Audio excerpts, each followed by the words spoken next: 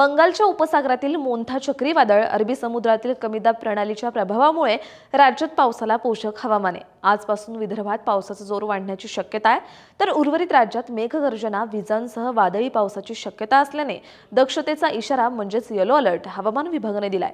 कोकण, मध्य महाराष्ट्रात अनेक ठिकाणी जोरदार पावसाचा दणका कायम होता।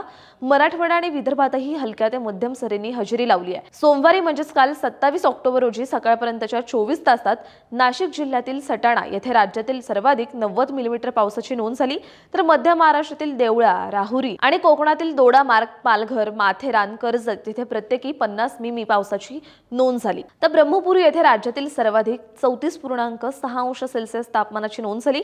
उर्वरित राज्यात कमाल तापमानात चढ उतार होत आहेत। आज 28 ऑक्टोबर रोजी कोकणातील रत्नागिरी आणि विदर्भातील वाशिम, यवतमाळ, चंद्रपूर, गडचिरोली या जिल्ह्यात जोरदार पावसाची शक्यता आहे। उर्वरित कोकणासह मध्य महाराष्ट्रातील नाशिक, अहिल्यानगर, पुणे, सातारा, कोल्हापूर, मराठवाड्यातील छत्रपती संभाजीनगर, जालना, बीड, परभणी, हिंगोली, नांदेड आणि विदर्भातील बुलढाणा, अकोला, वाशिम, अमरावती, वर्धा, नागपूर, भंडारा, गोंदिया या जिल्ह्यात विजांसह वादळी पावसाची शक्यता असल्याने दक्षतेचा इशारा म्हणजेच येलो अलर्ट हवामान विभागाने दिलाय।